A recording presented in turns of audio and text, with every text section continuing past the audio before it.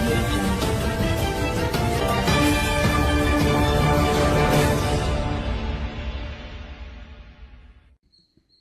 KBR news కి స్వాగతం. ఒకసారి చూస్తే ఏదో ఫ్యాక్షన్ సినిమా చూసినట్టుగా అనిపించింది లిటరల్లీ. అంటే ఒకసారి ఇది చాలా మీకు ఇప్పుడు చూపించింది జస్ట్ ఏదో అంటారు కదా, ఒక చిన్న మచ్చు తునక మాత్రమే.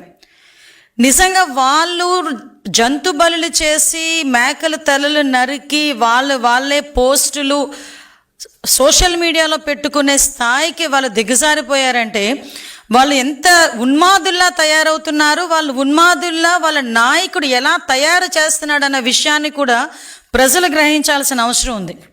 ఈరోజు మనం చూస్తానండి, కళ్యాణ్ దుర్గం, ఉరవకొండ, సింగనమల్ల, రాప్తాడు, కదిరి, పుట్టపర్తి, ధర్మవరం, కుప్పం, గోపాల్పురం, ఇలా కాన్స్టిట్యున్సీలు చూసుకుంటే ఇన్ని కాన్స్టిట్యున్సీల్లో అతని పుట్టినరోజుల సందర్భంగా జంతు బలులు చేసి వాటి తాలూకా మూగజీవాల తాలూకా ఉసురు తీసుకోవటమే కాకుండా ఇది తప్పు అని చెప్పిన వాళ్ళని కూడా తిరిగి వాళ్ళ మీద దాడి చేయటం. ఒక గర్భిణి అండి, నిజంగా గర్భం దాల్చారు అంటేనే ఆ కుటుంబంలోని ఆ ఆడబిడ్డని అపురూపంగా చూసుకుంటారు.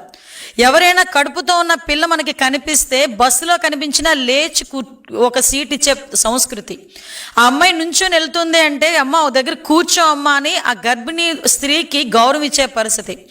అటువంటి గర్భిణీ స్త్రీ అక్కడ బయట వాళ్ళ సంబరాలు చేసుకుంటూ ఇష్టానుసారంగా క్రాకర్స్ కాలుస్తూ ఉంటే ఆ అమ్మాయికి కొంచెం గాబరా అనిపించి కొంచెం దూరం వెళ్ళి మీ సంబరాలు చేసుకోండి అని చెప్తే కడుపు మీద కాలితో తన్నేడంత ఉన్మాదం ఉన్నదంటే ఈ రోజుకి ఆ నాయకుడు నోరిప్పట్లేదంటే జనాలకు ఎటువంటి మెసేజ్ వెళ్తుందో ఒక్కసారి ప్రజలు కూడా మనం ఆలోచించేసుకోవాల్సిన అవసరం ఉందండి.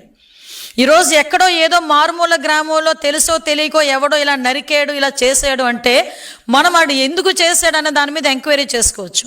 కానీ చూస్తే సుమారుగా 10 నియోజకవర్గాలకి పైన ఈరోజు ఇదే పందాలో ఒకే రోజు ఒకే తరహాలో ఇలాగే జంతు బలులు ఇచ్చి రక్తాభిషేకాలు చేస్తూ ఉంటే ఇది వెనకాతల జగన్మోహన్ రెడ్డి దగ్గర నుంచి వచ్చిన ఒక పిలుపు అని అనుకోవడంలో తప్పే ఉంది. ఎందుకనంటే ఈరోజు చూస్తూ ఉంటే వాళ్ళ తాలూకా నాయకులేమో పెద్ద పెద్ద కత్తులు తీసుకొచ్చి కేకులు కట్ చేస్తారు. వాళ్ళ తాలూకా కార్యకర్తలేమో రౌడీలు మాదిరిగా రోడ్డు మీదకి వచ్చి జంతు బలులు చేసి రక్తాభిషేకాలు చేసి మేము 29లో మేము వస్తే ఈ రకంగా నరుకుతామని బహిరంగంగా చెప్పడమే కాకుండా ఫ్లెక్సీలు వేస్తున్నారు. అయినా కూడా ఎక్కడా ఎవరు కూడా ఇది తప్పు అని చెప్పే పరిస్థితులు వాళ్ళకి కనిపించట్లే. ఒక గర్భిణీ స్త్రీ మీద చేయి చేసుకున్నాడు, కడుపు మీద కాలుతో తన్నాడని కేసు పెడితే ఇంకొక వైసీపీ నాయకుడు బయటకు వచ్చి అతను జనసేన నాయకుడు అని చెప్పి దాన్ని తీసుకొచ్చి రాజకీయం చేయడానికని చెప్పి ప్రయత్నం చేసే పరిస్థితి. నీ నాయకుడు తాలూకా సంబరాల్లో జనసేన నాయకుడు వచ్చి ఎందుకు క్రాకర్స్ కాలుస్తాడు? ఆ మాత్రం ఇంగితో నీకు లేకపోతే పోయింది కానీ జనాలకు లేదనుకుంటున్నారా?